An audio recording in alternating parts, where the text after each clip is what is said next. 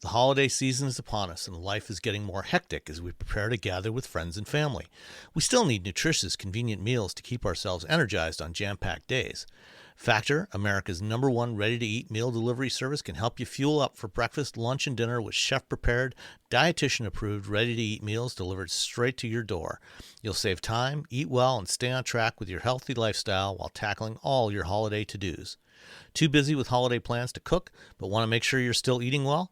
With Factor, skip the extra trip to the grocery store and the chopping, prepping, and cleaning up too, while still getting the flavor and nutritional quality you need. Factor's fresh, never frozen meals are ready in just 2 minutes, so all you have to do is heat and enjoy. Looking for some special occasion meals during the holidays? Level up with Gourmet Plus options, prepared to perfection by chefs and ready to eat in record time. Enjoy premium ingredients like broccolini, leeks, truffle butter, and asparagus. When you're too busy running around to plan lunch, Factor has you covered then too. With lunch to go, effortless, wholesome meals like grain bowls and salad toppers that are ready to eat when you're on the go. No microwave required. Looking for calorie-conscious options over the holidays that also taste great? Try delicious dietitian-approved Calorie Smart meals with around less than 550 calories per serving. Need an extra boost to support your wellness goals and feel your best during the holidays? Try Protein Plus meals with 30 grams of protein or more per serving. Enjoy extra convenience any time of day with an assortment of 45 plus add-ons to suit various preferences and tastes. Choose from breakfast items like our delicious apple cinnamon pancakes, bacon and cheddar egg bites, and potato, bacon, and egg breakfast skillet. Or for an easy wellness boost, try refreshing beverage options like cold-pressed juices, shakes, and smoothies. With Factor, you can rest assured you're making a sustainable choice.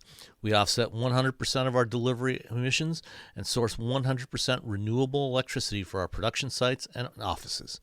This November, get Factor and enjoy eating well without the hassle. Simply choose your meals and enjoy fresh, flavor-packed meals delivered to your door, ready in 2 minutes. No prep, no mess. Head to factormeals.com/wheelbearings50 and use code wheelbearings50, that's wheelbearings50, to get 50% off. That's wheelbearings50 at factormeals.com/wheelbearings50 to get 50% off. Coming up on episode 327 of Wheel Bearings, we got the GMC Canyon AT4, the Jeep Renegade, and the Honda Civic. Also, finally got the first deliveries of the Tesla Cybertruck. The IRS says no tax credits for EVs with Chinese battery parts. Connecticut is pulling back on their plan to ban internal combustion engine vehicle sales. There's a new generation Leaf coming out of the UK, and it might be a small crossover. Detroit has a stretch of road that'll charge your EV, or charge some EVs at least. And Atlanta wants to ban drunk drivers and street racers for life. All that and more coming up next.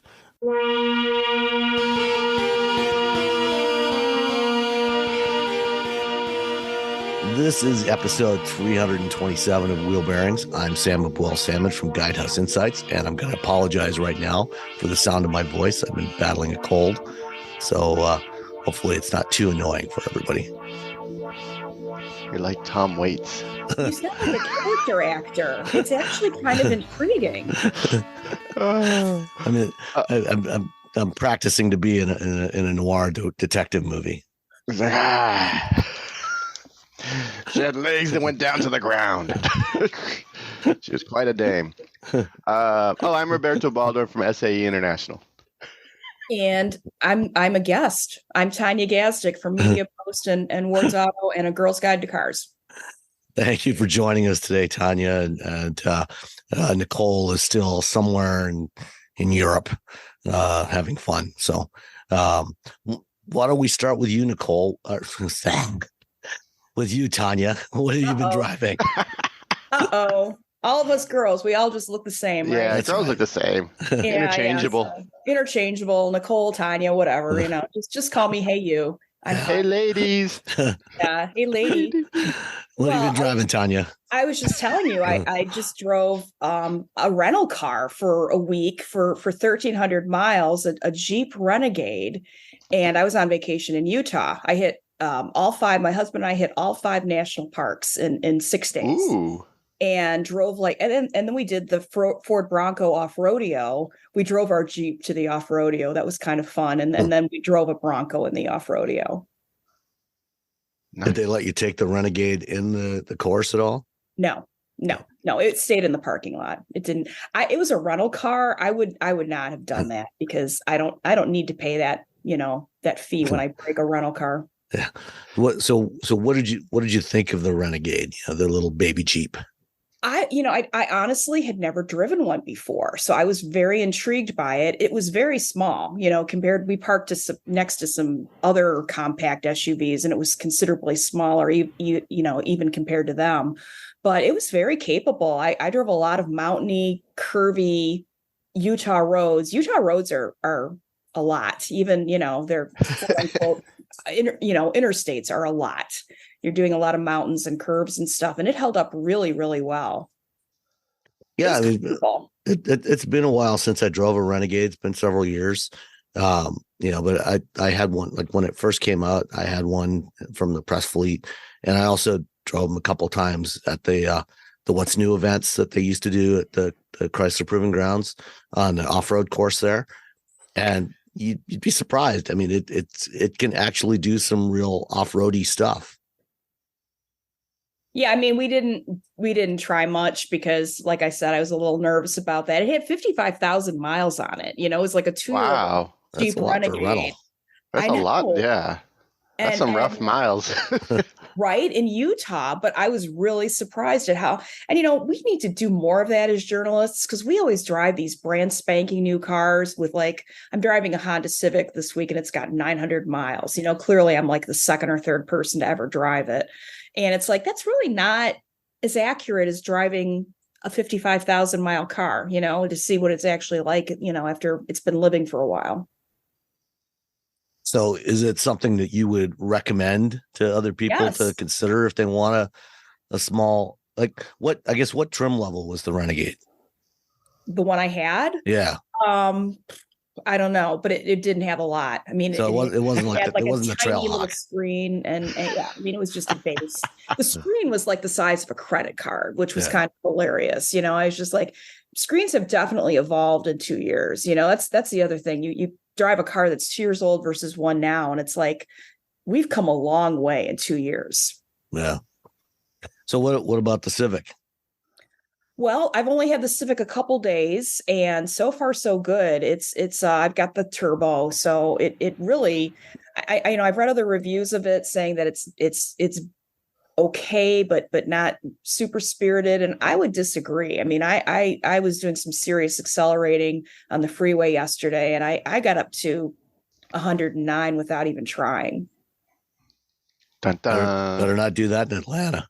No. Oh God, no. I know we're going to talk about that. So when I do that, there is nobody else around, and I hold it for a second and then I go back down. So I don't really feel like I'm being dangerous. I mean, technically I'm breaking the law, but I gotta test the car, right? Yeah.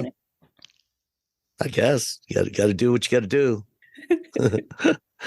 I'll tell the cops when I get pulled over. So I gotta test the car. Yeah, when we've got my wife and I have a Civic. We've got a 2017 Civic hatchback, which also has that 1.5 turbo, and we've had it for 6.5 years now, going on almost 7 years, and it's still a great car. It's always had plenty of performance. It's got more than enough performance than people need as a daily driver. I think 175 100%. Horsepower. Yeah, 100%. And it's got so many other, standard features. It's the wireless Apple CarPlay. I know that should just be basic now, but it's not, as we know. And it's just so nice to get into a car that immediately hooks up to my phone without much trying. And the trunk is huge. We went to Tractor Supply and Target and filled that thing, and it's got a nice button that you push, and then you can push down the back seat. So I bought a new snow shovel, so I had to do that to get it through, and it's got a huge amount of cargo for a little car. Yeah. And we didn't have the hatchback, we just had the the sedan.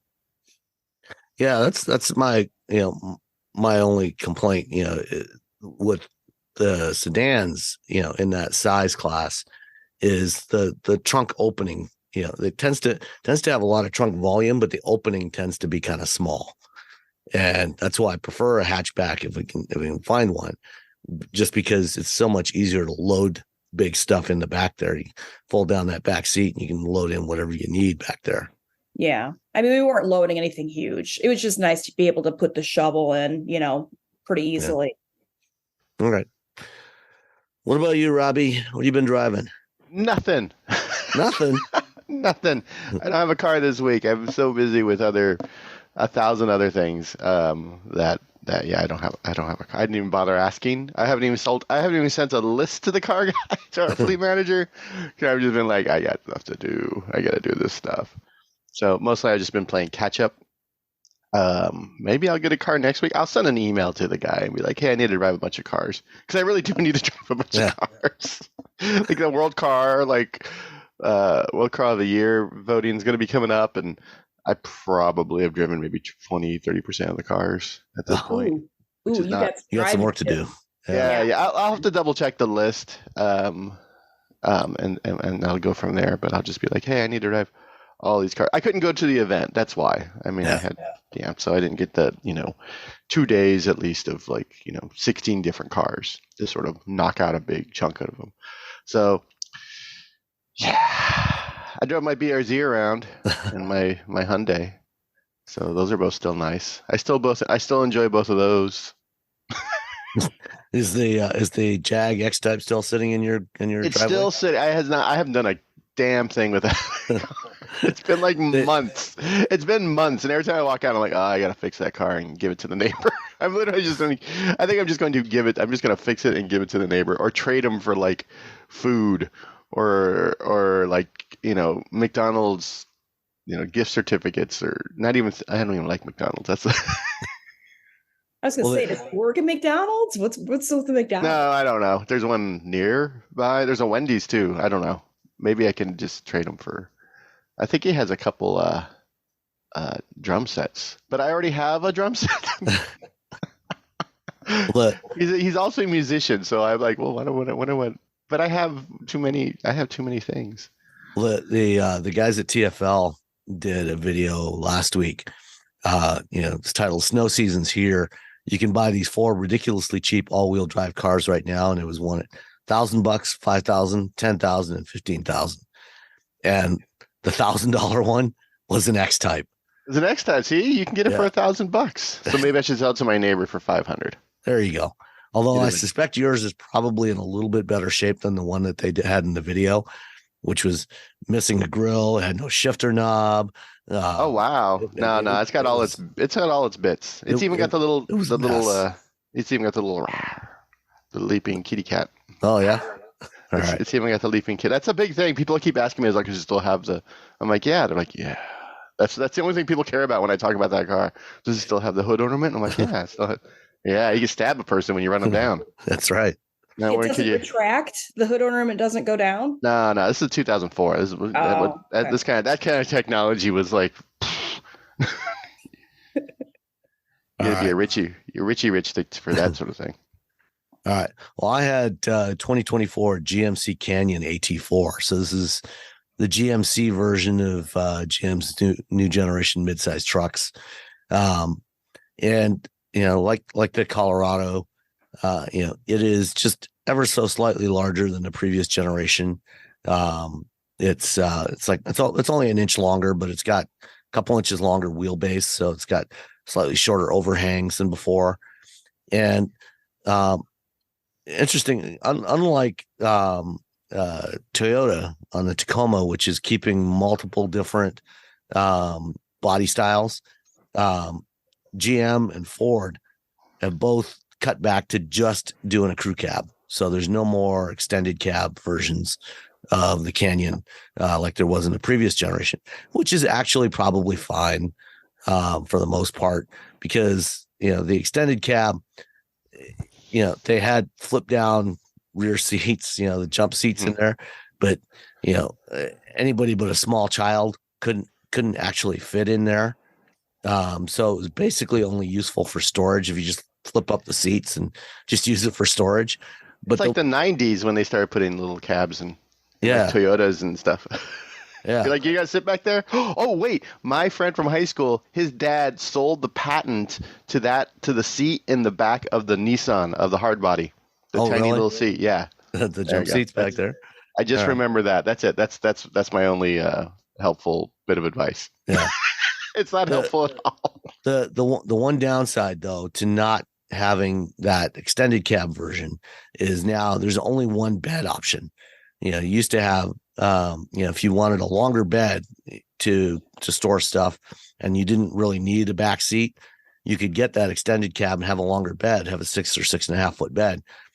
Now there's only one bed size, which is a 5 foot bed, which is, if you leave the tailgate down, it's actually fine. You can haul a lot of mulch with that. The AT, and it's frankly, for most people, that's actually fine. The right size. Most people don't need an 8 foot bed. If you need an 8 foot bed on a regular basis for hauling sheets of plywood or drywall, things like that, you're a contractor. You're probably driving an F-150, an XL, a single cab, or Super Duty or something.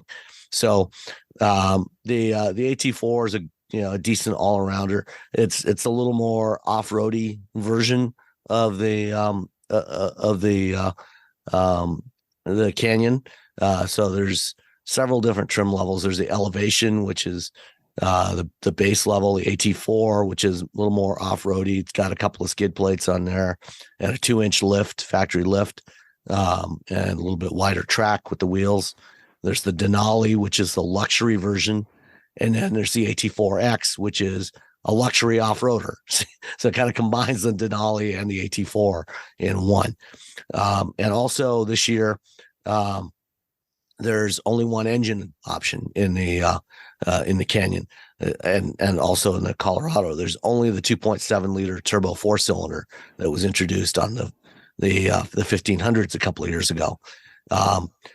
Unlike on the Canyon, the Chevy Colorado, the Colorado, they offer a couple of different power levels with that engine. So the base one's got, I think, 270 horsepower, and the high output version's 310. The GMC, since it's a more premium brand, only offers the high output version. So it's 310 horsepower, 430 foot-pounds of torque, 8-speed automatic transmission. It's got plenty of power for this size of truck. The truck's not exactly a lightweight, but it's got more than enough performance for whatever you would want to do with this thing. So, I didn't really get a chance to do any off-roading with it.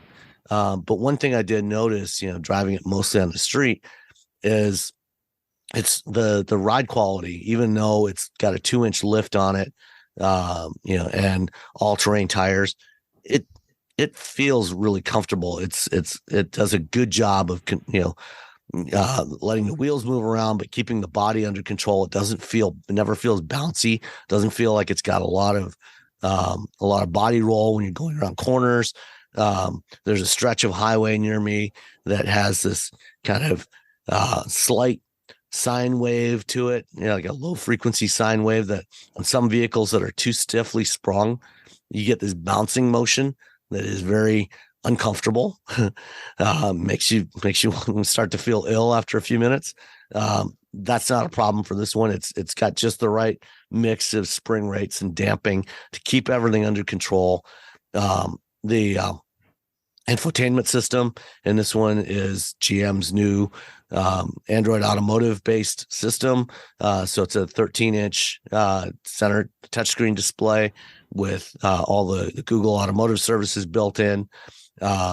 It does, because this is not an EV, it does still have support for CarPlay if you want to use that, and you can use that wirelessly. It's the weirdest decision. I can't get over it. If you're a Google user like I am, you can just go, tap on the Play Store log into your Google account, download your apps. You can run everything right on there. You never have to connect your phone at all if you don't want to.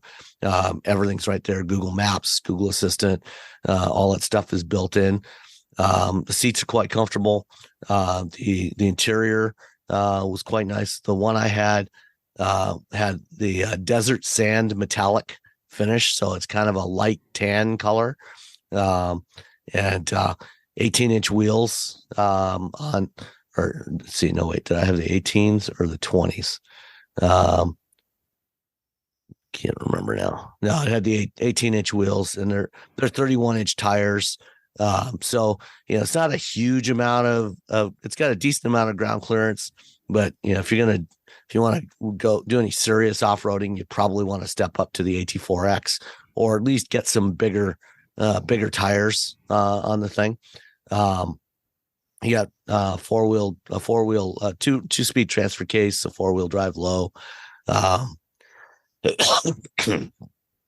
and digital instrument cluster, 8-inch digital instrument cluster. All in with all the options on this one. It had the AT4 premium package for $1,840, sunroof, spray and bed liner, which is always a good thing to have. $49,245. One downside, that's a lot of money for a truck. But it is. But trucks. When you look at the price of a full size, the answer to every truck is Maverick. That's the new answer to every truck. Absolutely. I was just going to say, what is need something bigger? Tacoma. Well, I was going to say this Tacoma. So what is this? What's the starting price on this? Because the starting price on the new Tacoma, I just had it in front of me. It's a very reasonable $31,500. And now the GMC website doesn't want to load again, so I will have to get back to you. I just had it opening. Yeah, I did too, and now it doesn't want to load. It knows you're looking. For no, they're cross shopping. They're cross shopping. Yeah, okay, right. So the 2-wheel drive elevation trim. Starts at $38,890. Ooh, so that's a go buy a Tacoma. Sorry, well, Tacoma wins. Keep in mind, though. Okay, this is for the GMC. GMC is it's the premium, the premium grade. You like can the also Lexus Tacoma. Yeah, you can also get the Chevrolet Canyon, which is the same truck for several $1,000s less. What did you say the starting price was in Tacoma? $31,500. Yeah, I think the Canyon starts somewhere. The Colorado. Sorry, I keep getting them mixed up. The Colorado. The Colorado 2-wheel drive starts at $29,200, so it's actually cheaper. Oh wait, you can get the SR for $28,600 for the Tacoma. Okay, just the base for the 2024. Oh wait, this is 2023. I'm sorry. Yeah, Ignore me. Ignore me. Yeah. I just drove the 2024, and it starts at $31,500. I haven't driven the Tacoma in 100 years. So it hasn't changed until now. So they rolled them out right before the LA Auto Show, so it's kind of convenient. So yeah, I mean it's not cheap. It's also not particularly fuel efficient. It only averaged 17.5 miles per gallon during the week I had it. It's rated at 17 city, 21 highway, 19 combined. And like I said, I got about 17.5 out of it. So if you're looking for a fuel efficient smaller truck, get a Maverick. Otherwise, for a midsize, it's not a bad choice. And frankly, most of the others aren't going to be much better in terms of fuel economy, especially if you get the higher output engines. I'm not sure I don't know if they've published fuel economy for the new Tacoma yet. I'm looking at what are the specs right now, and they're saying you can get up to a manufacturer 26 mpg highway. Is that with the gas or the hybrid? That's the entry level SR. Okay. Yeah. So I think the 2-wheel drive you probably get a manual transmission too. In the Tacoma, yeah, that's something that's also unique. So why don't we jump right to that? Of the three of us, you're the only one that drove the Tacoma. What did you think of the new Tacoma? Very impressed. I will be honest. It was way more capable. We did a lot of off-roading around Malibu, and it was great. I mean, it handled well. It felt confident on, very scary roads, and it was great on paved roads too, which is probably more important, and comfortable. The seats are new and they're very comfortable, which was nice. Oh, that's nice. Little glitchy on so they had us using Google Maps for our routes, and on 2 different models it froze, and it could have been connectivity because we were in the mountains, but it was a little annoying. Yeah. I've had Google Maps freeze just in general, like using CarPlay recently, like it just stops working. So I don't know if it's a Toyota like needing to update their software issue, or it's a Google issue. Is it I don't know on what Toyota like vehicles specifically, or on other brands too? Oh, my car? No, it's just CarPlay. On the CarPlay. This is CarPlay. No, this is CarPlay. Okay. This is just CarPlay in general. It's just like freezes. It's gotten progressively worse over the last probably like 8 months, and I'm sure it has nothing to do with the fact that it also has, while Google was like, everyone decided they were going to lay off a bunch of tech people because they're like, well, if Twitter did it, we should do it too, and now things aren't working quite right. I'm like, yeah, I didn't know who to blame with this. It was, like I said, it was on multiple vehicles, so I'm like, you can't just blame it for being a prototype, vehicle. I think it had something to do with the software. Blame it on the rain. And that's the problem when you've got multiple layers of software from different sources, is trying to figure out where the root cause of the problem is. And I think this is one of the reasons why most automakers are shifting towards using Android as the core OS, so that they at least have that built-in thing, so they have some level of control over at least that part of it.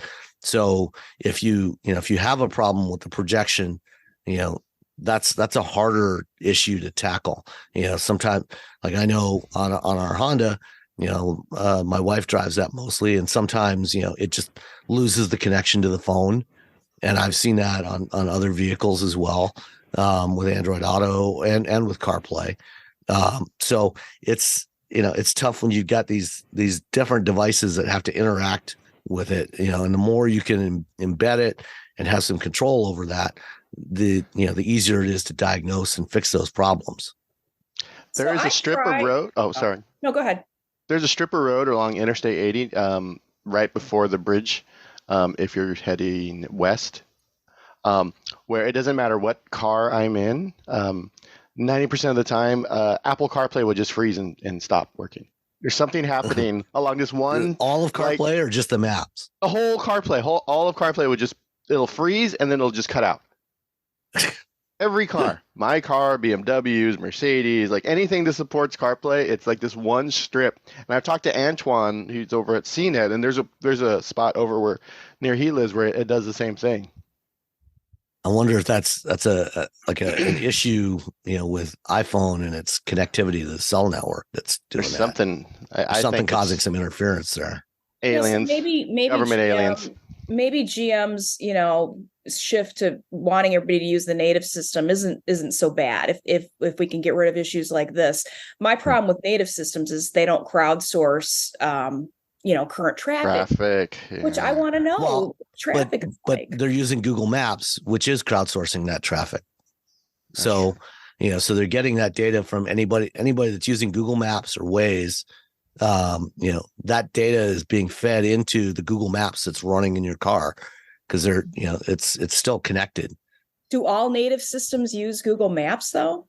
No, all the systems with Android Automotive except for Stellantis. Stellantis is using Android Automotive, but with TomTom Maps. They're not using Google Automotive Services. But like Volvo, GM, Honda now, Ford is going to be launching theirs soon. Nissan is launching theirs soon, and a bunch of others are all adopting. And even Porsche recently announced that on the next generation Macan, they're going to have Android Automotive with Google Automotive Services built in. And so if you're using Google Maps in there, it is getting that crowdsourced data. Okay. Well, I had to use the Tesla native system when I rented a Tesla out in LA, and I didn't mind it, not having access to Waze and Google Maps. I lived for a week without it, but I did miss knowing where the traffic was and where the cops were, because Waze tells you, please report it ahead. And I can't tell you how many times that saved me. Driving around 109 miles an hour everywhere. I kind of need that police report it ahead thing. So it's important. Getting back to the Tacoma for a minute. One of my complaints about the previous generation Tacoma, especially like the TRD Pro version, was the suspension always felt kind of soft and floppy, and it never felt very well controlled. And I'm wondering how that felt on the new Tacoma.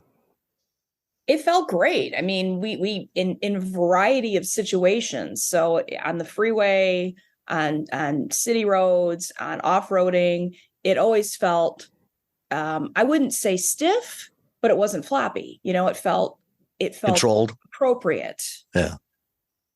All right. It's not a sports car; it's a pickup truck. So yeah, you gotta kind of temper your expectations a little bit. Sure, but I mean, you want a decent amount of control, so that it doesn't feel like it's just kind of wandering all over the place. Which when I drove the old Tacoma, that's what it felt like. It just felt like it wasn't controlling what the body was doing.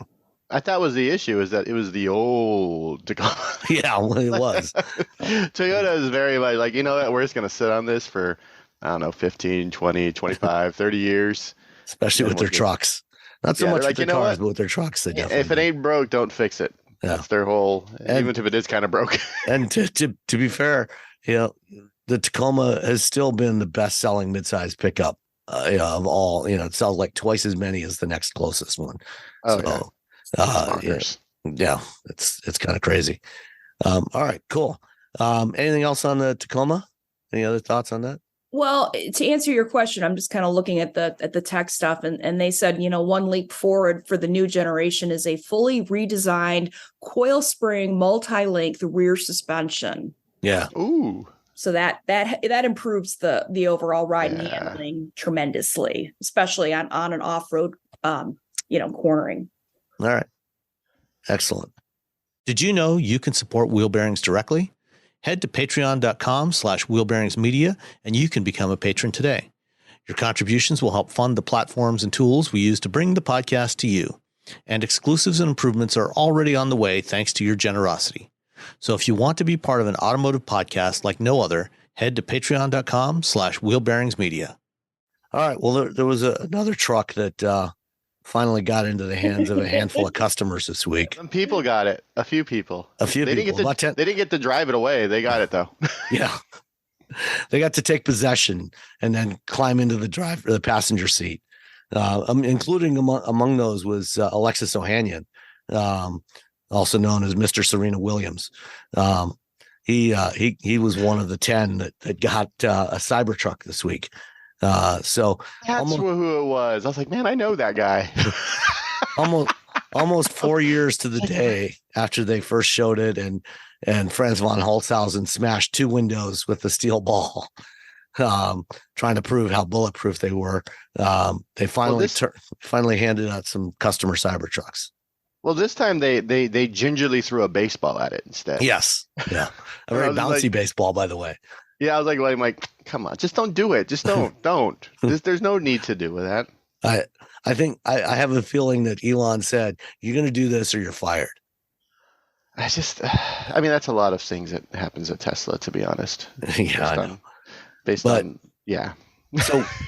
So now that we have some actual specs on the production version, it's $30,000, anywhere from $20,000 to $30,000 more expensive than what was announced 4 years ago. It's got less range. They said the 3-motor version was going to have 500 miles of range. It's actually only got 320. And with Tesla numbers, that means that it's probably a little less than 300 in real world. It's smaller than the original concept. It's about like 10 inches shorter.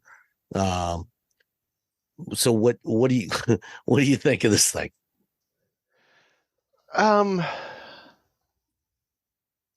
Well, let's. Did either of you watch any? I watched the event. Videos? I was at the Yeah. Cybertruck unveil 4 years ago. I got a video on Instagram of them breaking the window with my phone. And here's the thing: is like I don't have to like something for it to bring joy to other people. That said, it took forever.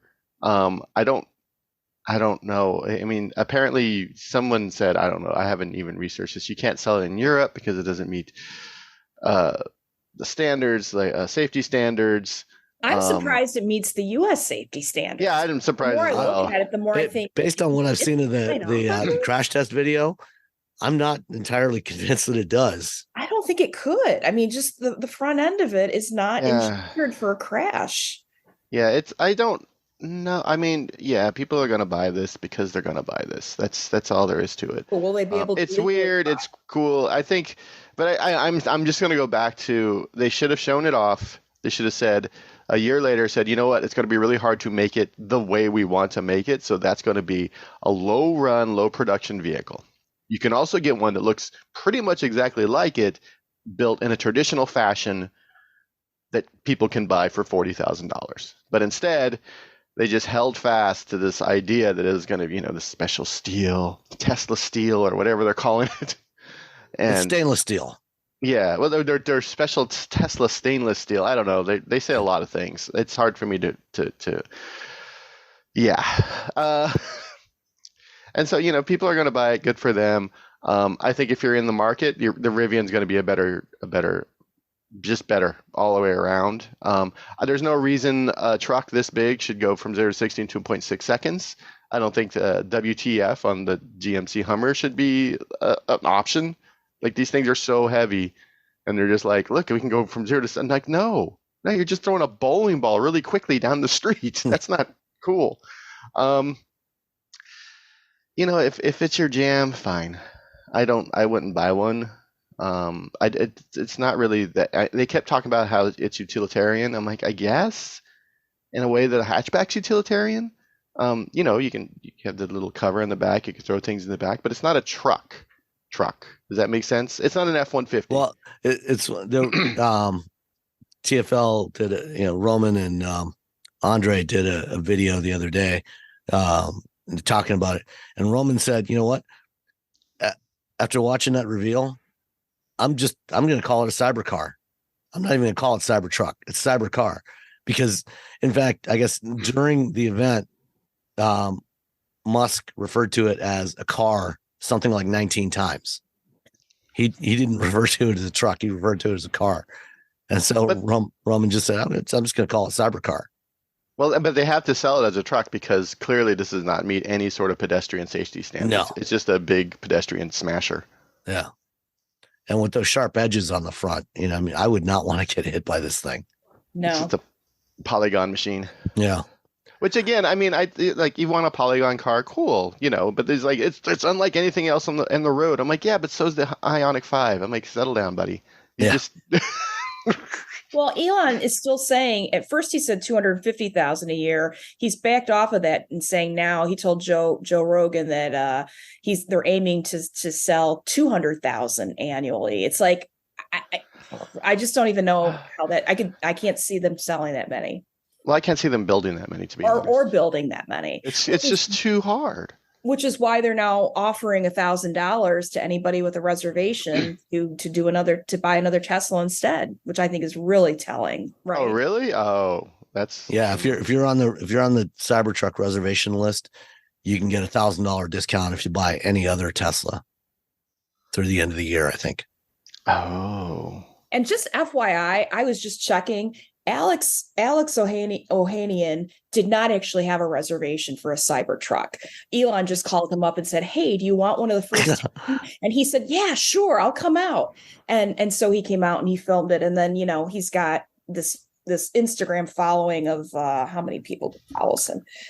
Crazy amounts. 812,000 people follow him on Instagram. That's not even that much. He was co-founder of Reddit, and He's been around the tech industry a long time. And he did a nice video of getting getting to drive, ride in the vehicle, as you said. They didn't actually get to drive. One thing that I thought was funny was, everybody was talking about, it's got no door handles, and Elon had to open the door for everybody to get in because they couldn't. It's got the exact same system that's on the Mustang Mach-E and the Cadillac Lyric. You just press the button right there by the door, and there's a little piston that pops the door out a couple inches and you grab it. It's not that hard.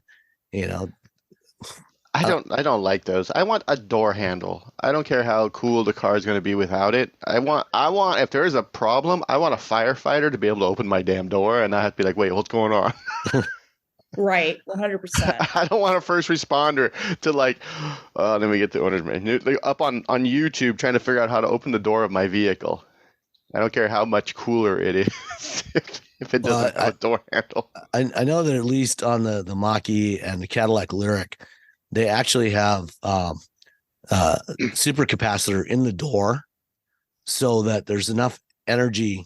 So even if your battery is dead or disconnected, whatever, there's enough energy to open the door at least twice. So you still just press the button, and it's all contained within the door. I don't know if Tesla has executed it the same way or not, but hopefully they have. I feel like there has to be a rule.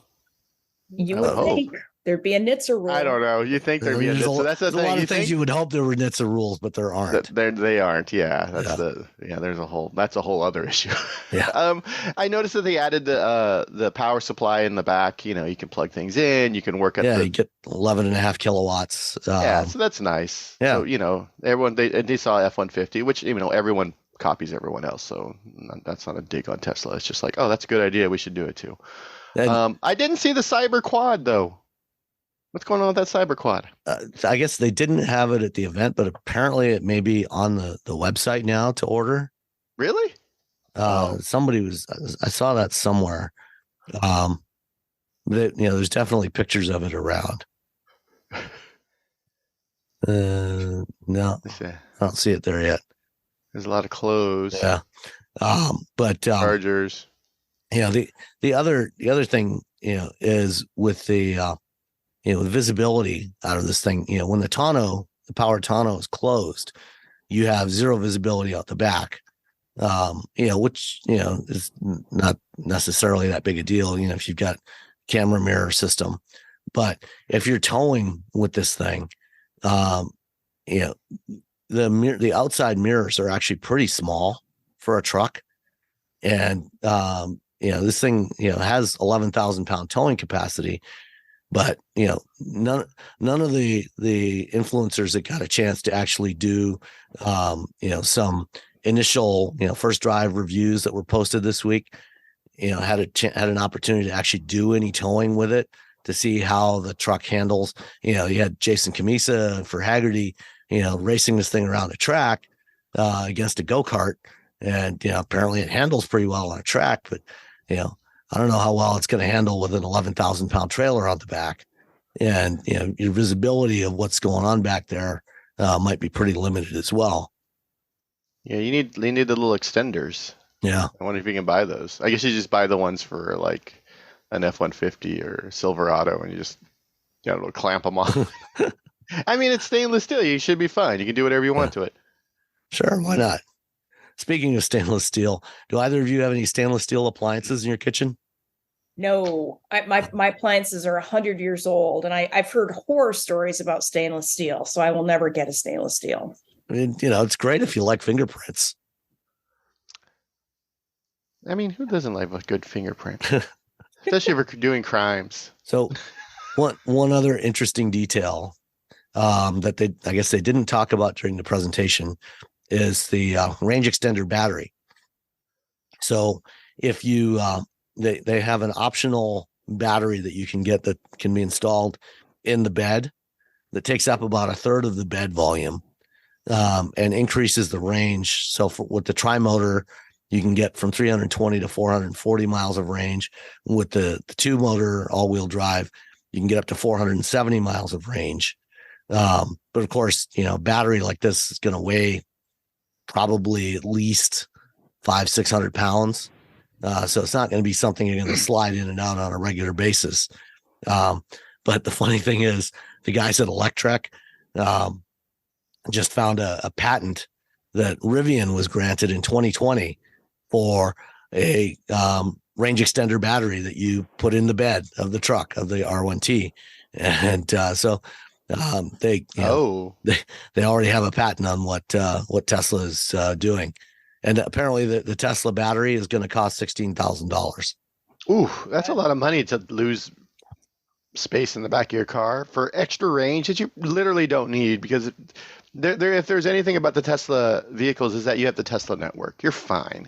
You don't need that battery. Where are you going? Are you driving to Antarctica where there are no chargers? Well, I think it's Elon said if you're hauling very heavy things up mountains, you're going to need the. Yeah, I mean, if you're towing a trailer, that the 340-mile range that you have with the all-wheel drive version, it's going to be half of that. It's going to be 150, 160. Just like it is with a Lightning, or a Rivian.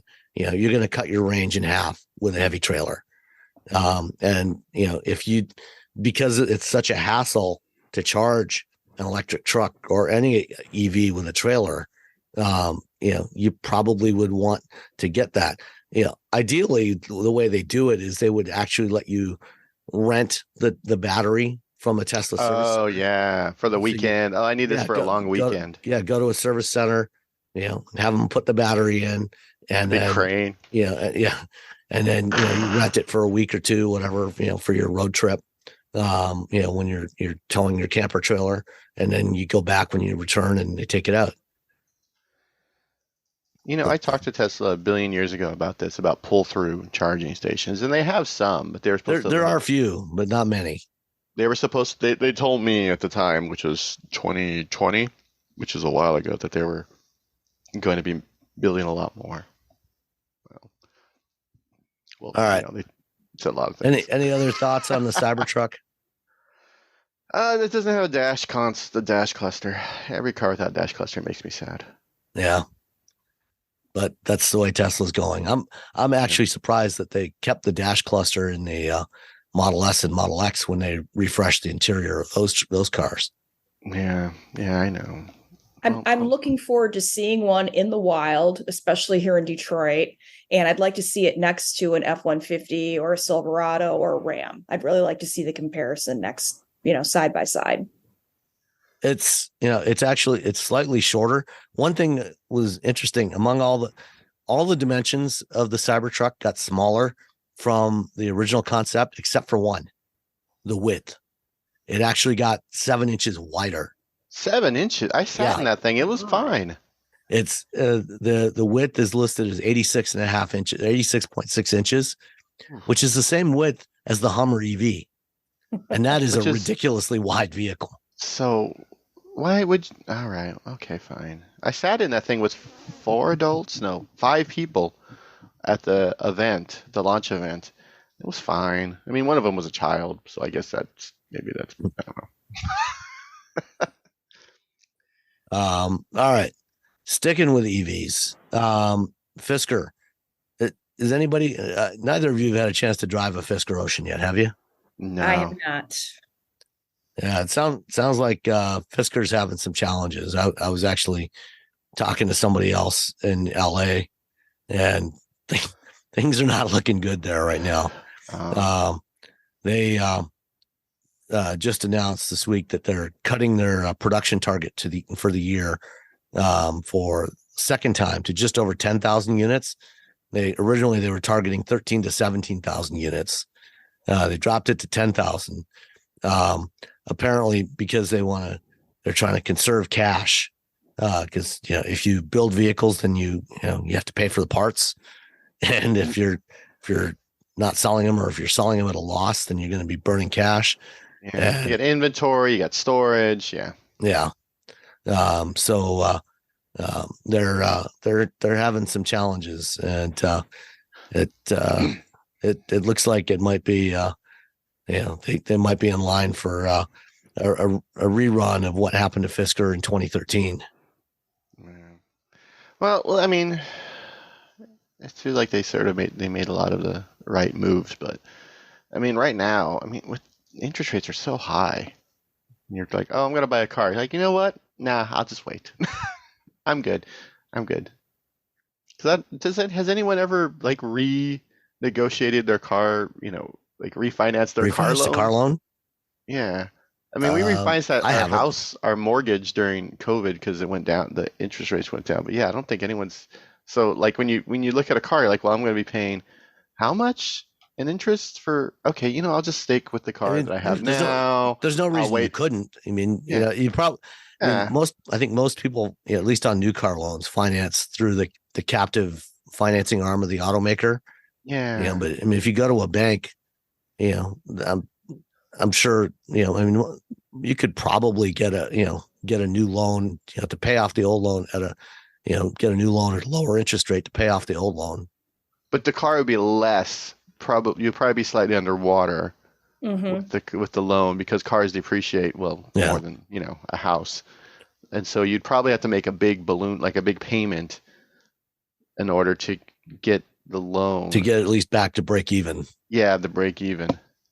Yeah, well, yeah, it's tough buying a car right now because now everyone has cars, but now the interest rates are kind of and this when you're you're a new company and you're like, okay, if I got to pay a lot of money for a car because of interest rates, am I going to go with Toyota, or am I going to go with Hyundai or Ford, some companies that I know, or am I going to go with some new company? And you're just like, I think some companies are recognizing that and are offering, very specific deals. A friend of mine just got a new Equinox and Chevy Equinox, and she got a ridiculously low interest rate. What did she say?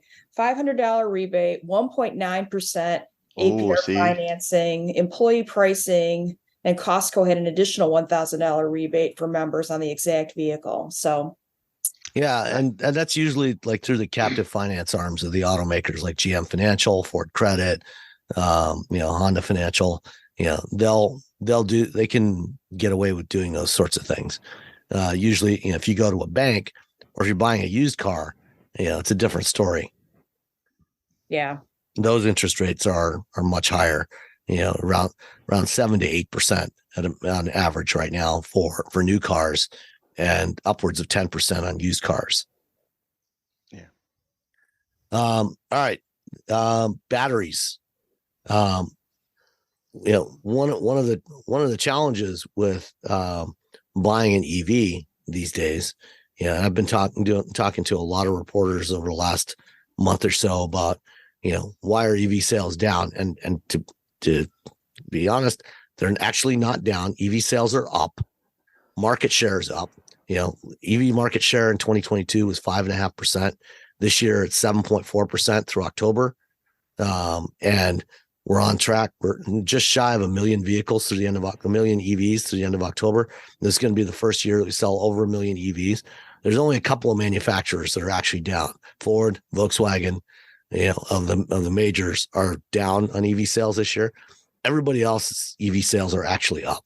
So, and there's more EVs available. So, that's not the problem, but, they could be growing faster. A lot of people were expecting it to grow faster, but they're still growing. And a big part of, I think, why, especially this right now, why a lot of people might be holding off on EVs is waiting until after January when you can get point of sale tax credits.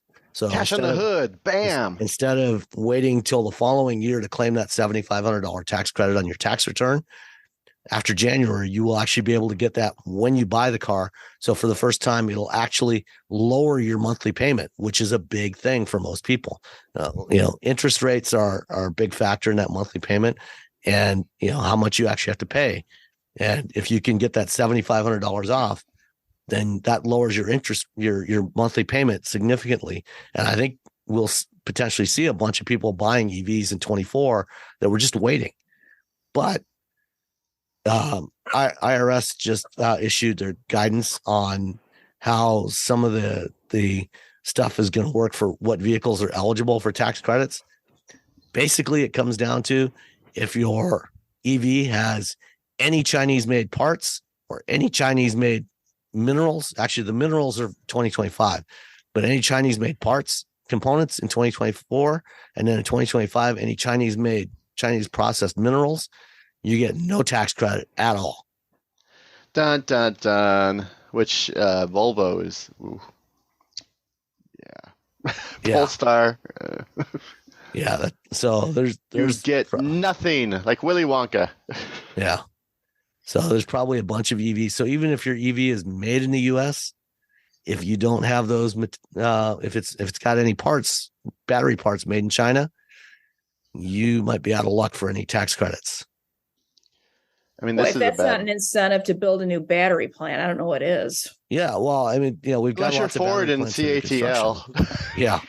Which was like, that's their big deal. They were partnering with CATL, and it was like, yeah, that seems like a smart idea. And they're like, oh, wait, hold on. They're licensing some production processes from CATL.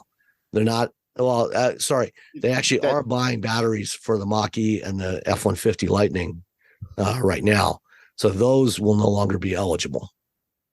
Wow. Dun, dun, dun. And it doesn't help that people in Congress are losing their minds over the factory. And so what about leasing though? Is this just for buying? You still get the lease. You still get the lease. If you lease, it's a different story. You will still.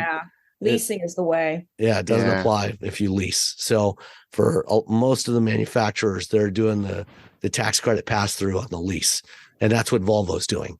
When I talked to Russ Datz in LA, he said that's what they're doing with the EX30 and the EX90 is they're passing through those lease tax credits. And you know what? Right now with EVs, I mean, everything keeps changing. I mean, we leased our EV. We're going to lease the next EV. I don't know how many leases we'll got, maybe 2 more before we think, okay, now I feel like things have settled because everything's moving so quickly. Fortunately, we have a charge point charger. So if our next, vehicle has a Tesla connection, we can just swap out. You can actually, with the charge points, you can actually just buy a different cable. Oh, will they let you replace the cable? Yeah. Oh, that's nice. You can do that with the charge point ones. So yeah, just look it up on the old. I think it's like $700 for a new kit. So it's not cheap.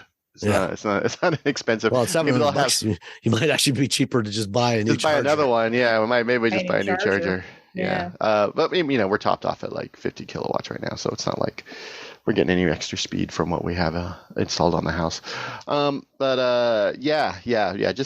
Just lease. Just lease. You'll be. We leased our Kona. We're happy with it. We'll lease the next vehicle, which my wife, we still have fingers crossed that maybe it'd be the ID Buzz, but I don't think that's going to happen. But we had the EV9 a few weeks ago, and not the EV9, sorry. EV6? EV6. And my wife really liked it. She's like, oh, there's a lot of room in here. I'm like, the Ioniq 5. And I've had these vehicles before. She just doesn't ride in all of them every time I have it. So in my brain, she's been in the car already. She's like, oh, this is kind of nice. There's a lot of room in here. There's lots of room for the dogs. It's bigger than our Kona. And I'm like, well, there's another one that I kind of like more. It has a little bit more room and it's squarer. So we'll get more. She's like, so we might end up with another Hyundai. You can fit more drums and amps and stuff in there for your If you can, can you band it? That's the whole thing. Can you use it for a band? Tanya, I know you've got a heart out. I do. I'm sorry. Thanks for joining us, and hopefully we can get you back next week, maybe or the week after, because Nicole's still gone for a couple more weeks. Lucky Nicole. Yeah, we'll just keep referring to you as Nicole as well. That's fine. I'm good with that. I can be Nicole. The part of Nicole will be played by Tanya. Our voices aren't too different, so we could do that. Yeah. All right. Well, thanks. You guys have fun. I'll talk to you later. Bye. Bye. All right. So Connecticut. Connecticut was going to join the list of states that were going to impose a ban on sales of new internal combustion engines in 2035, just like California and Washington and several others. But apparently there was a bunch of pushback, and the governor this week, a couple days ago, said, "Yeah, I think we'll wait on this. We're not going to do this right now." It's so far away. People think 2035 is like 2025. I know. It's so far away. I remember when this broke with California, I put it on a car and driver, and I just had to keep telling people, I'm like, this at the time was like 2020. So I'm like, it's like 15, 14 years away. It's so far away. And even in the past few years, like there have been advances. It's so far away. We have so much time to work on the infrastructure, which is really the biggest issue right now. We have over 10 years. It's so far away. Yeah. And, by 2030, we should certainly have most of the infrastructure issues resolved. And, hopefully by 35, we'll have, the cost of the EVs, will start coming down significantly. There'd be, I think 2027 every segment. Bloomberg, just something. I think 2027 we're talking parity. Well, we'll see. I think that's what it was. But that was supposed to happen. A few years ago, they were also saying 2022, 2023. Yeah, but we also had COVID, which broke literally everything. So. Yeah, and we don't have any more pandemics. Everyone just chill out. Wars, military wars and geopolitical trade wars and nonsense like that. That it keeps driving up prices of materials, everything. So, it's hard to predict that stuff. I mean, ideally, by somewhere between 25 and 27, 28, EVs should be close to cost parity with internal combustion vehicles.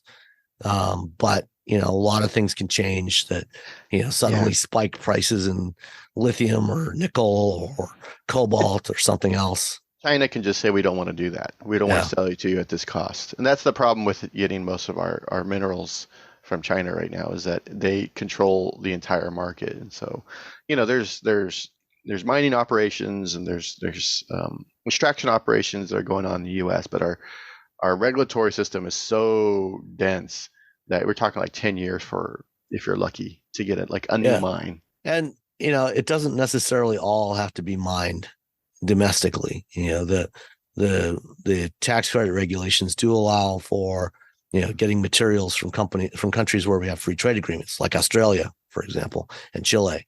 As long as it doesn't go through China at some point in the process. That's the only thing. But and then I think we're going to see a lot more adoption this decade of lithium iron phosphate batteries. And this week the guys at Our Next Energy put out a release. They've been working on they've got two things that are working on. They're working on domestic LFP batteries, and they're starting to produce those now at their plant. They've got a pilot line running, and they're going to have a high volume line running in 2024. But they've also got their dual chemistry Gemini battery, which uses a mix of lithium iron phosphate cells, and eventually it's going to be manganese cells for a range extender. So most of the time you're just using the LFP. When you do need that occasional longer range, it'll recharge the LFP cells from the manganese cells. They got a development deal last year with BMW to build an iX with a prototype Gemini battery, and they released their test results this week. Their battery was the same form factor as the battery, the stock battery in the iX, and on the WLTP test, it went 608 miles on a charge. Which is, we talk a lot about Hyundai and how Hyundai's killing it, but BMW has done so many really cool things with their EVs. I mean, they're not using, like I've talked about this before, they're not using permanent magnets, rare earth magnets in there. So they don't have to, they're not stuck talking, hoping that China doesn't raise the prices of rare earth magnets. So stuff like this,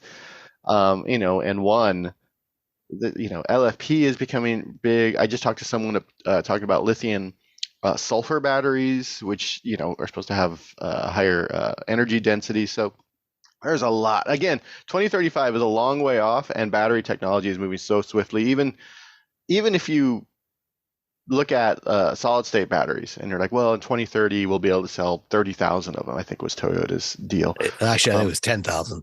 I'm sorry, 10,000. But if it's Toyota. So, once they figure out how to do it at scale by 2035, solid state's always been 5 years away for the last 15 years. But if Toyota pulls it off, by 2035, you're just going to have a solid state battery in every Tacoma, every Tundra, every Corolla, every Prius, everything that they make. They're going to have these tiny little dense batteries that deliver really nice range. So there's a lot going on. And again, it's not just solid state, not just lithium ion. It's just a lot of smart people working to solve this problem. Yeah. And, BMW is also working with Solid Power, another company doing solid state batteries. They recently got their first shipment of test cells to test in a vehicle. So, there's definitely progress being made. That's why you lease. Yep.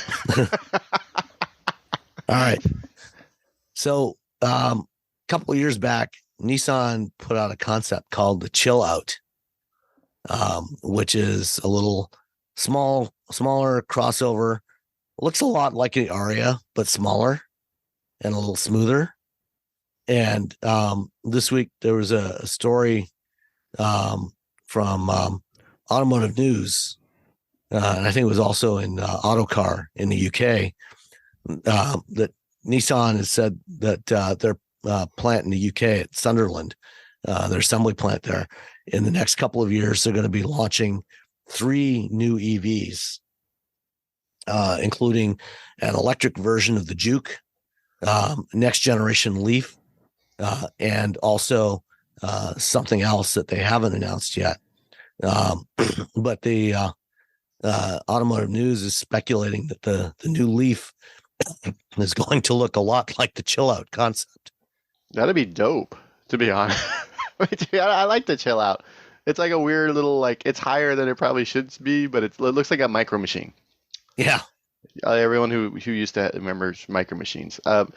Yeah, no, it looks cool. It looks fun. Not quite as crazy as the concepts that they showed in Tokyo last month. Yeah, it's a bit more production ready than what they were showing off, which is that's what people should be looking forward to, is something that they were like, oh, this, but a little bit less, wacky, as opposed to this and a lot less wacky, which is, what we've been seeing. We saw in LA. Yeah. Apparently, though, along with this, the production of the Leaf in Smyrna, Tennessee, is going to be ending when the current generation finishes out around by 2025.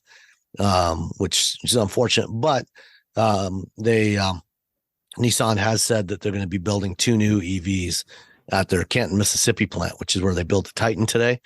One there's going to be a pair of electric sedans, one for Nissan and one for Infiniti, which is going to be based on the Vision QE concept that we saw in Tokyo.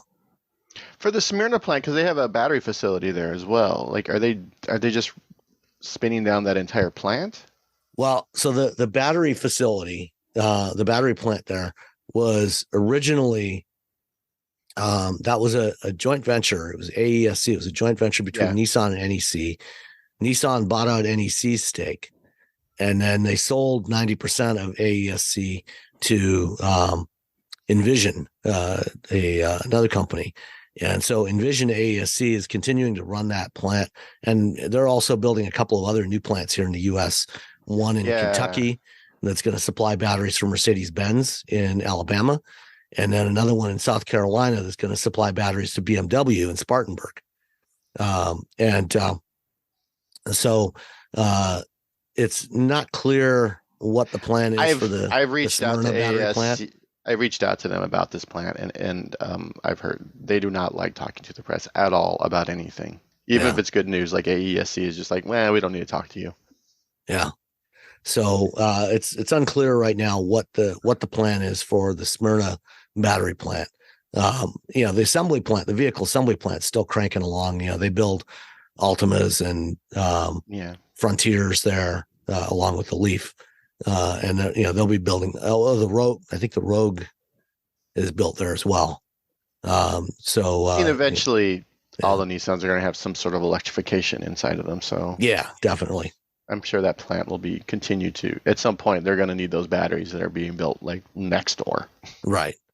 And so, maybe it'll produce batteries for the Canton plant for the 2 cars built there, or something else. We'll see. But the third electric model they're going to build in the UK is the Qashqai, the next generation Qashqai, which is the previous generation Qashqai was sold here as the Rogue Sport. And the new generation Qashqai is not currently being sold here, but the next one is going to be electric, and that's going to be built in Sunderland as well.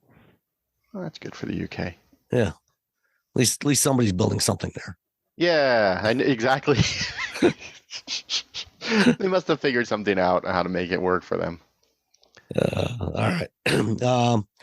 Detroit has a road that can charge your EV now, or at least a little bit of road. The idea of dynamic wireless charging has been around for a long time.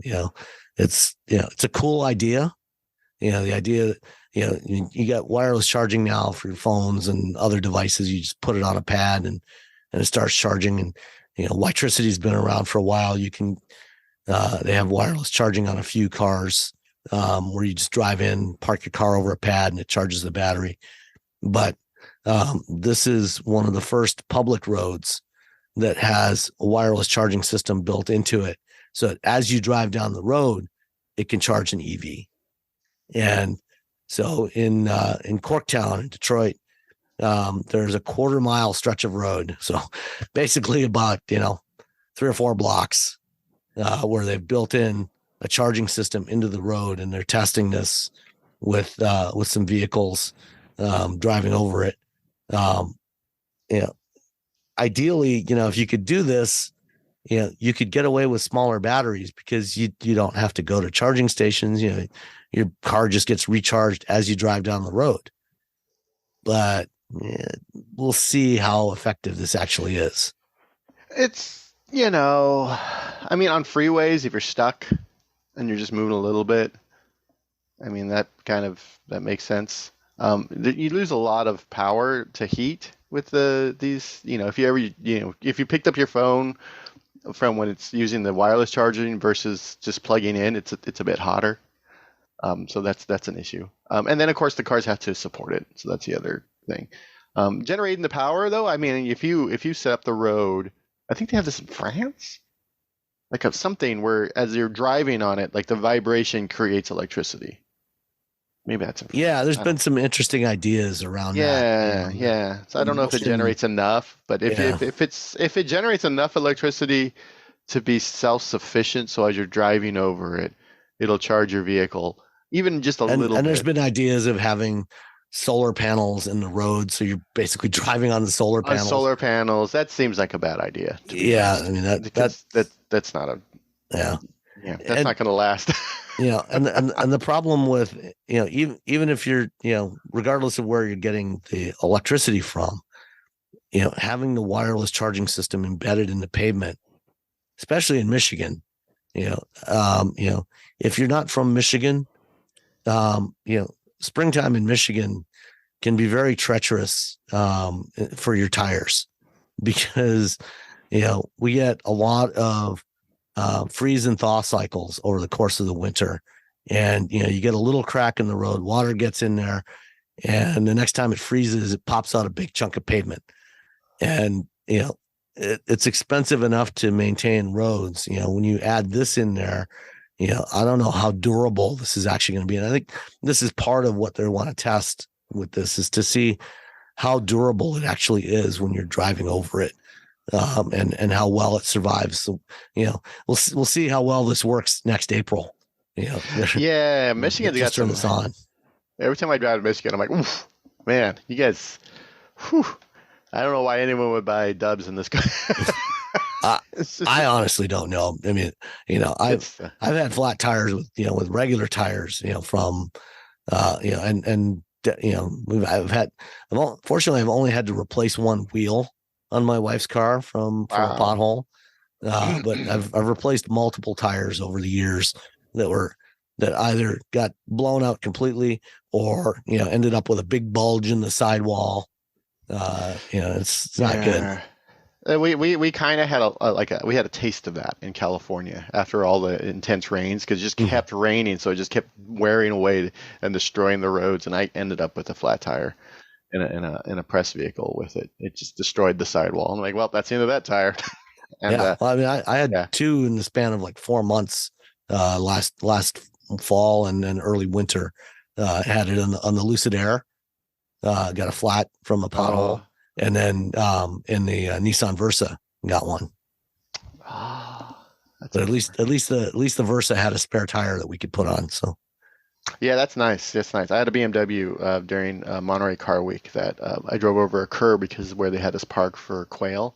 I think there was a piece of metal sticking out of the curb, and it just sliced into the sidewall. And fortunately, I had a spare, so I like called somebody. I'm like, "Am I allowed to change the tire on this car?" And they're like, yeah, well, if you want to. I'm like, all right, done. And I just hung up and just. It took like 30 minutes to find out if I was allowed, because I didn't want to do it. And then someone gets in, because someone else gets in trouble because I was allowed to do something that some lawyer doesn't want me to do. And BMW is notoriously kind of paranoid about some of these things. Because what if I'm changing a tire, I hurt myself? Now they're liable. Yeah. They're like, you know how to do that? I'm like, yeah. I'm like, yes. Okay, yeah, just do it. It'll take us an hour to get out there. I'm like, no, man, I'm going to do this in 5 minutes. I'll see you guys in 30. When I had the Versa, Mike Austin and I were on our way to a meeting, and driving through downtown Ypsilanti, hit a pothole and heard the tire pop. And so I immediately pulled over, and we pulled out the donut. And between the two of us, we had the flat tire off and the donut on. Had it jacked up and back down again in like about 6 minutes. Yeah, it's not. Yeah, find a rock, throw it under one of the opposite wheel, so the car doesn't move, even with the e-brake on, because especially if it's the one of the rear tires, and then go to town. Yep. Find a rock, use it as a chuck. All right. Or chalk. What is it? Chalk. Chalk. There we go. Chucks for your drill. That's right. Yeah. All right. The Atlanta City Council passed a resolution. They're calling on the Georgia General Assembly to pass a bill to create harsher penalties for dangerous drivers. What they're asking for is for drunk drivers, serious speeders, and street racers. They want a 5-year license suspension for the first offense. Second offense, 10-year suspension of your license, and third offense, license revoked for life. Whew. Well, drunk drivers, I don't know why you get your license back the first time. Anyway, but yeah, I mean, I guess people make mistakes, and you can change as a human. It's super speeders. I don't know. I without like looking into it, like, what's that mean? Are you doing 100? Are you doing 109? Like, what's the speed for that?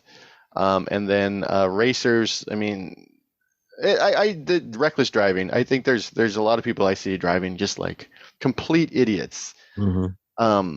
But let's say you're at an event, you're out like, let's say you're watching other people race. Do you because you're there? They're like, well, you were at the event, so you're a reckless driver. So now it just seems like it's really tough to. I don't know. On one hand, I don't. These people shouldn't be doing any of these things. On the other, how do you determine who is the person who is guilty? As long as, I guess, it's equitable. I mean, certainly for some of these things, for street racing, shouldn't be racing. You can figure out who's guilty. Yeah, street racing. And just don't do it. Don't race. Don't race on the street. You can go to a track. Most places, especially Atlanta, has a track. I mean, everywhere you go across the U.S., there are drag strips. They have. Test and tune nights. You can go nights, there. Yeah. Just go to your local drag strip. It's a lot safer. Something goes wrong. There's emergency personnel on hand there. They've got fire equipment. They've got your mom can watch you. Your mom can come out and watch you. Go to your local drag strip, or go to a track day if you want a road race. Do not do this on public streets. It's dangerous. It's stupid. I mean, I love to drive on the track when I get a chance. It's a lot of fun, but it's not something you should ever be doing on public roads. So it's, definitely, keep it, to off-road conditions. And, and I think, if you are doing this on public roads, I actually don't have a problem with you having your license revoked for life. Yeah, no, it's, I'm looking, okay, so I live in Northern California, notoriously expensive, just mind-bogglingly expensive. If you can go to Sonoma Racetrack, which is like 30 minutes from my house. If you want to do a drag strip, it's $35 if you pre-register. If you're a high school kid with a high school ID, it's $20. Yeah. For $20, you can take whatever your car, your parents, or whatever money, you know. You can take whatever you got, usually, to these test and tune nights, and you're bracket racing, you're racing against the clock, and it's actually a lot of fun. Bracket racing is a lot of fun, because what you're doing is you're measuring your response time, but also your consistency. So you go out when you set a time, and then then you set how close you're going to try and get to that time. And, so you're not necessarily racing directly against the person in the other lane, but everybody's racing against the clock. Yeah. And it's really challenging. It's actually a lot harder than it looks. It is. Yeah. Because you're trying to time that green light. Yeah. It's not as simple as just stomping down on the right pedal. You actually have to time everything just right, and getting a good launch. And especially if you got something with more power, and getting a good launch, you're just going to get really sideways. Yeah, it's really tough. It's a lot harder than people think. Yeah. But there will be 2 to 3 runs before the first round of eliminations. So for $20, you're a senior in high school, and you got like a Mustang GT that your parent, your dad gave you or whatever, that he used to drive while listening to Vanilla Ice. And you can do 2 to 3 runs in your dad's drop top Mustang GT for $20 and for $15. And it's, if it's spectators, it's $15 at the gate, and then special events are $20. So for $20, you get it, and then you make your parents pay $30 so they can come and see you, or your boyfriend or girlfriend or whoever, your aunts. Have your auntie come out. Anyway, tracks. Go to the track. Yeah. It's not. It's really not that expensive. There's racetracks all over the country. Usually within a couple hours drive. And you know what else is also great fun? Autocross. Oh, autocross events everywhere. And again, dirt cheap. And you can run anything. You don't have to have safety equipment. And it's all about your skill as a driver and maintaining momentum in the car. So the first time I went autocrossing with my daughter, there was a young woman there that was driving an early 2010s Ford Focus. This beater Ford Focus, and there was all kinds of stuff like that.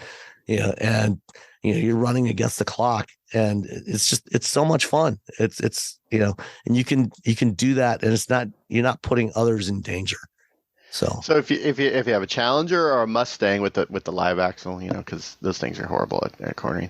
You do the drag. If you have a Miata or a Ford Focus, you do go to an autocross. And do the autocross. There's something for everyone. There's probably some off-roading things you can do.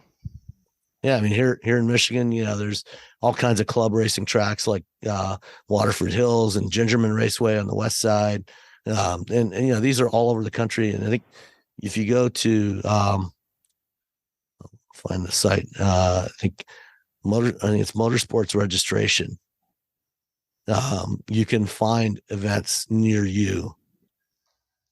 I'll find the site and put it in the show notes. Yeah, motorsportreg.com. And it's run by Haggerty. And it's the world's largest motorsports event calendar. So you can put in, your location, and it'll show you all the stuff that's available, for everything from autocross to bikes, motocross, drag racing, road racing, whatever you're interested in, for whatever kind of vehicle you've got. And you can register on there, and, it's all done under safe, controlled conditions, so, you don't do this on the street, please. You can just pay someone not even a lot of money. Yeah. That's the crazy part. It's not like, oh man, we're gonna have to pay 700, 800. Nope. Yeah. Nope. I mean, Nope. for an SCCA autocross day, if you're not an SCCA member, it's like $50. And you get half a dozen runs, and it's a great time. All right. And with that, we don't have any questions today. I do have an interview that I recorded at the LA Auto Show a couple weeks ago with Mike Evanoff, who's head of product planning for SUVs. And we talked about the new Santa Fe and some other stuff, including the deal with Amazon, and how you'll be able to buy your Hyundai off of Amazon.com next year. And it was a good conversation. So stay with us and have a listen to that. And we will be back next week. And hopefully my voice will be back to normal next week. Bye. Let's talk about Hyundai. Okay. New Santa Fe. Yep, here. absolutely. That's as far as product, that's big news. But yep. In a way, it's almost not necessarily the most interesting news. Mm-hmm. We'll get to that in a minute. So the new Santa Fe is quite a departure. Yes. For Hyundai, both from a styling direction and kind of the product has evolved as well. Mm-hmm. Over the last three generations now of Santa Fe, there's been quite an evolution where you had two Santa Fe's. Yeah, 2 and a 3 row. Yeah, 2 and a 3 row. Mm-hmm. Then you dropped the 3 row, went to a 2 row only, and now you've grown that back to a 3 row again. Mm-hmm. Talk about that evolution, how that's transpired. Yeah, I think as the we've got a full SUV lineup, all the way from Venue, Kona, Tucson, Santa Fe, and Palisade. And I think when Santa Fe originally came out with the 2 row, we knew obviously Palisade was coming, and that was going to be our 3rd row. And with the success of Palisade, and with Tucson getting so much larger in the last generation, we wanted to move Santa Fe a little bit larger, and by doing so, gave it enough room for the 3rd row.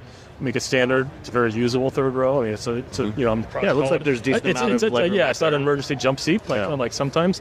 So the car did get bigger, about 2 inches overall length and 2.5 inches in height. Wheelbase also about the same amount. So that allowed for the room.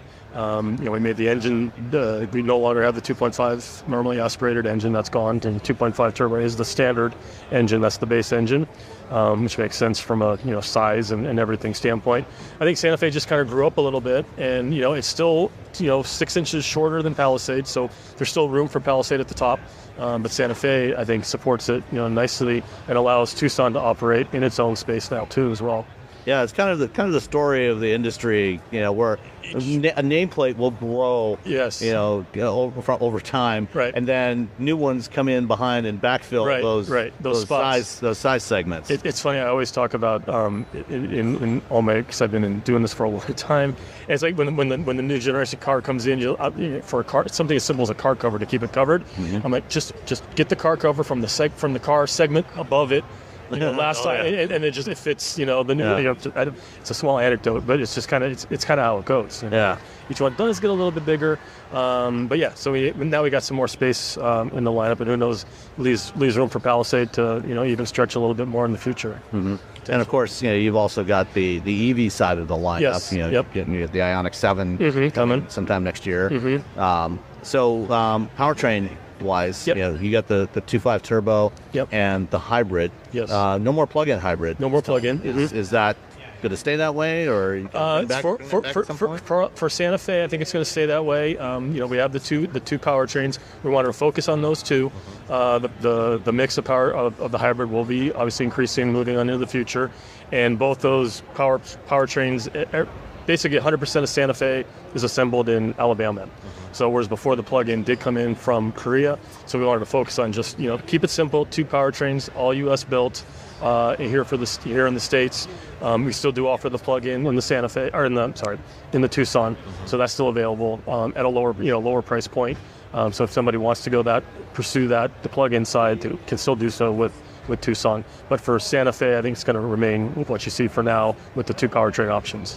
As the Hyundai lineup has proliferated over the last several years, adding a bunch of EVs, and you've got ICE and hybrid. Yep. would you say as the plug-in hybrid maybe kind of gotten squeezed out? Is there less demand for it than there might have been in the past, or is it just? It's just in general. I think it's a little bit more of a niche as far as the product offering itself. You have a lot. There's a little bit more complexity with the larger battery and everything, and that translates directly into MSRP too. So it's a slightly more expensive proposition as well. So we just wanted to kind of keep it, like for Santa Fe, just keep it simple. We're not walking away from plugins by any means, but at least for this. No, you're certainly expanding the BEV side of it. The lineup, So I think it's a lot. There's a lot of powertrains to keep going. And obviously it costs a lot of money to homologate every one of those, to certify them all. So you got to make some decisions. Economies of scale, and quite frankly, I mean the plug-in represented probably around 5% on the outgoing vehicle. So I think just to simplify things, just give them the 2 engine options and go from there.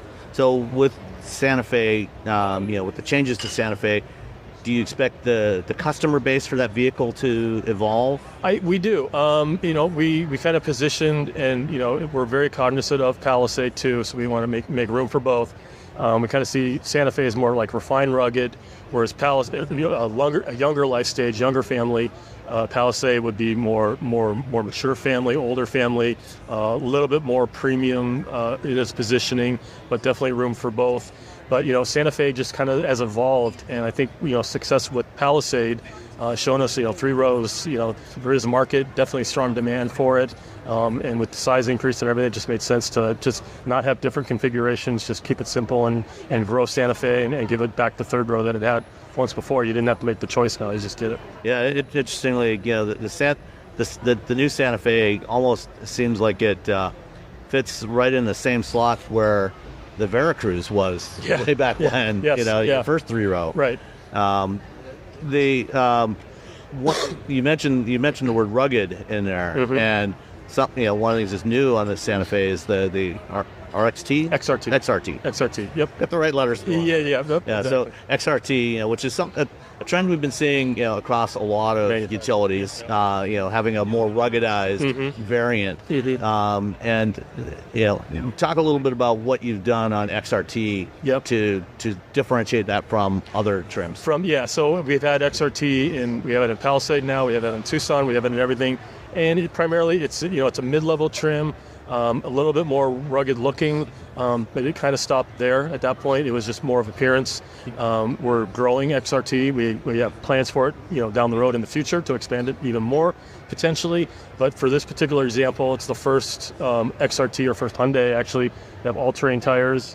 It does actually have, and the tires are a little bit slightly larger outside diameter, so you get a little bit of a lift from that, but you also get about a 1-inch suspension lift as well that we've incorporated into it. So like your approach and departure angles, all that are increased or better on the XRT. So it's not just appearance; it's actually some capability behind it.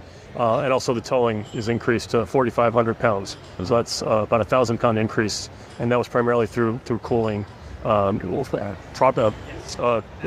cooling capacity increase to get the higher tow rating. So is this Santa Fe XRT kind of a foot in the water to check, to see if Hyundai buyers will go for a more off-roady type vehicle? I think you anticipate maybe going beyond what you've done with XRT? I think we will take it beyond what you see here today. It takes a little time to get all that developed, but I think the Hyundai customer is open and willing, and might attract some new customers as well. Now that there are, with this Santa Fe especially, I think, and XRT being a little bit more capable, and what we might have in the future. We kind of saw it with the N brand too. We attracted a lot of people who would never consider, a Hyundai before with the N's, but then that translates into, third party or word of mouth. They have family, they have friends, so it helps us in a very credible way. I think we can talk within your peers. I have this Hyundai N, or I have this Hyundai XRT, very capable. I think that bodes well for us in the future. And with the design direction for the Santa Fe, maybe a better fit with that idea of a rugged off-road utility than some of the others, just from the way it looks. It looks like, with that bit of lift, like maybe it belongs off-road. Right, and the boxiness and the more upright appearance, maximize the cargo space. Cargo space is up like 19 cubic feet over the outgoing model. And so it's, you know, they really did, and sang up and everybody below, as it always says, you know, they really worked on that car from the inside out. And it really shows. There's a lot of like unique customer delights, and I kind of think of them as, whether it be that center console that opens both ways or the UVC sanitizer. They really that's an interesting feature. They really, yeah, especially coming off of what we did the last couple of years. You know, they really spent some time and put some effort into that interior, and a lot of those things. I mean, there's costs involved, but some of the other things, like just like the hooks, you know, on the seat backs, you know, to hang a backpack or gear bag, or where we put the USB-Cs, you know, in the seat backs themselves. On the side. On the side. Yeah. We started with Palisade, I think. Yeah. And so now we adopted here in MX-5. Just little thing. I'm sorry, Santa Fe. That little things that get incorporated that, you know, would go a long way with the ownership experience. Okay. So speaking of ownership experience, yes, let's talk a little bit about the other stuff that you announced today with Amazon. Okay. You know, that's, you know, I mean, Hyundai's had a relationship with Amazon for a while now. I think 5 years. You were the first brand to introduce Alexa skills in your vehicles that support. Yep. And now you can go on Amazon.com and you'll be able to buy your Hyundai, or at least order your Hyundai through Amazon. Look at inventory. How did that come about? I think, you know, the relationship, I'm not directly involved in it, but, you know, the relationship goes back to like 2018 when we were on their, you could shop for a Hyundai on the website. Because I know I checked, I was, you know, along with reviewing our websites, I ended up reviewing the Amazon websites too, because we had a relationship with them. I think just over the years, the relationship has expanded now to this level, you know, where you can actually order the car, work with the local dealer to facilitate the order, deliver to the home if necessary, however they want to arrange it. It just seemed like a natural progression for the two to continue to work together and move forward. Yeah, and so with this process, you know, customers can go in, configure their vehicle on Amazon.com, basically place the order, and then it gets routed to a local dealer. Yeah, or I think they'll be able to see local inventories as well, like an inventory search through the Amazon site to see what's available, and then start the buying process with or how the whole transaction will work. It's still yet to be determined. Ultimately, but they won't be delivered by an Amazon Rivian delivery van. No, I don't foresee that. Unless the local dealer, you don't get it next day through Amazon Prime. No, but Prime. I don't think that's going to be the case. It's something. As long as it's in stock, I'm sure the dealer will make every effort to make it happen for the way the buyer wants it. Do you think that is going to be a big part of Hyundai sales? Potentially. I mean, we've come so used to it. Yeah. You know, Amazon is just second nature. Only like 6-7 years ago, it kind of started. It'll be interesting to see how it progresses and how it pans out, what the percentages are, what the mix is. But I see it's, you know, it's a good way to start that conversation too. You know, and we still want to keep the dealers involved. So that kind of bridges that gap a little bit too, to make that transition a little bit more what they're used to, I think. With the whole buying process. Okay. Yeah, the whole retail process is unique to the United States still, but but it's also evolving quite a bit. Yes, it has to. In part, you know, out of necessity, obviously over the last 3 years, but also, it started even before the pandemic. Yeah. You know, kind of Tesla kind of triggered that with doing direct sales, and you know, now, you know, the whole industry is trying to adapt, and it's interesting to see, you know, this approach of adapting to online sales. Yep. Yeah, it makes sense. And like I said, we've been involved with Amazon for quite some time. So it's, you know, we're proud to be the first manufacturer to be available through Amazon. It'd be good. So I think the Santa Fe also has, I believe, the new operating system supports OTA update. Supports OTA update, the new head unit architecture, we refer to it as CCNC. Right.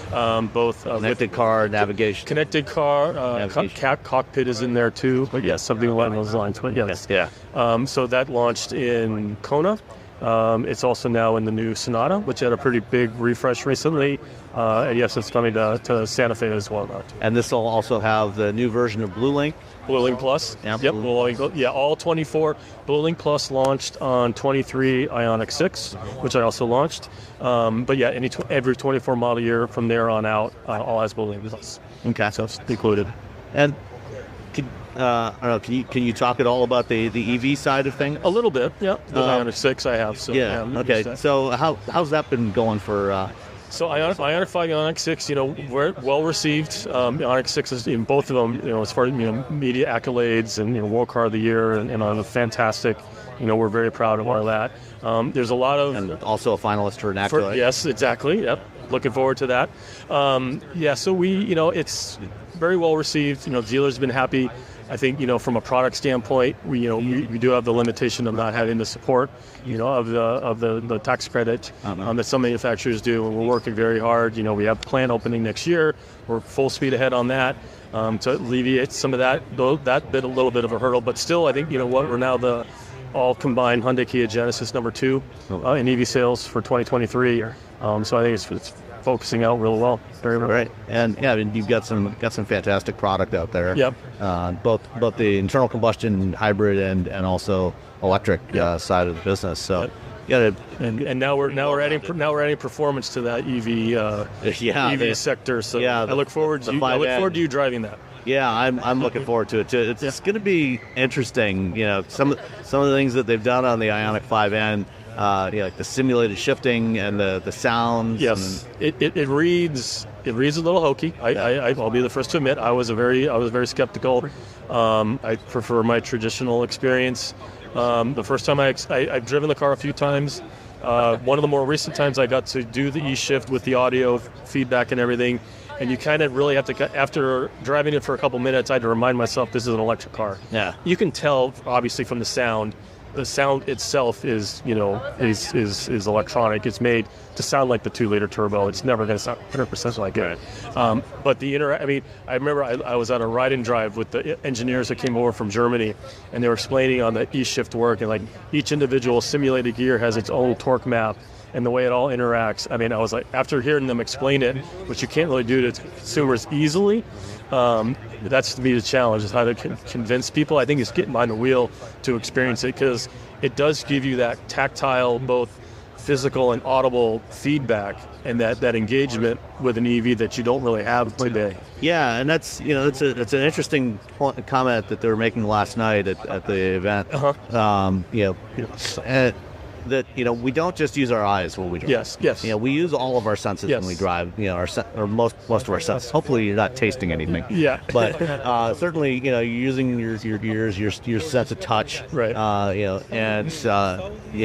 Having these other forms of feedback give you more information about what the vehicle is doing, how it's interacting with the road, right, and how you're interacting with it. Yep. And and as an example, some hybrid vehicles that are out there that aren't made by Hyundai, or vehicles with a CVT, you'll be driving down the road and the engine will rev up to a certain speed, and that motorboating effect. Right. And there's a disconnect there between what you're hearing versus what else is going on. Yes. And even though it may not necessarily be entirely authentic to an EV in terms of the way it works, having that kind of feedback, gives you a connection to what's actually happening. Right. Yeah. And the nice thing is, if you don't want it, you just turn it off. Yeah. And just drive it like a normal EV. Yeah. Which I found myself, I got to drive one for a couple of days, and one morning on the commute I would drive it just normal EV. The next morning I would drive it with everything active, and it's just like two different experiences of whatever you want. And I think that's what's fantastic, is we give the customer the option and the freedom to experience it how they want it.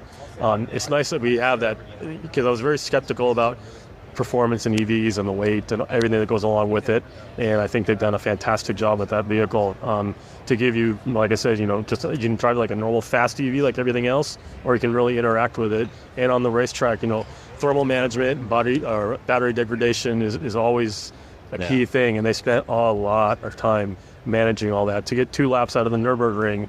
I think it's quite an accomplishment. If a car can survive 1 lap of the Nürburgring at speed, that's an accomplishment. Yeah, so and then to go have an EV do it for 2. Yep, that's good. And get the different, they've got the sprint mode, the endurance mode, the different battery. I'm sure you heard about it all yesterday. Yeah. But yeah, they really did their homework and really delivered in spades on that car. Yeah, so looking forward to it. So it's like Hyundai continues to be on a roll. It's been going on for a long time. It's good to see. You know, I'm old enough to remember. I grew up in Canada. Okay. I'm old enough to remember when the original pony, launched in Canada. The Excel here. Yeah. 85. Well, no, before the Excel. Before the Excel, yeah, the real pony. The rear drive pony, because that one never got sold in the U.S. Yeah. Yeah. And the inspiration for N74 and everything. Yeah. So that, well, the pony concept, that original pony concept from 74 was very different from the pony that got sold. That was the a four-door hatchback. Yep. And it sold well because it was very affordable. Right. And that's about the best. That's about where the accolades ended for that car. Yep. But, you know, you look at modern Hyundai, and, you know, I tell people all the time, you know, that they should take a look at it. I mean, there's a lot of interesting products. Yeah. A lot of work goes into that. I mean, there's a lot of people at this company that do a lot of hard work and work together to make that happen. And it's not. It seems like I'm launching a new car every 6 months, and we kind of are, you know, literally.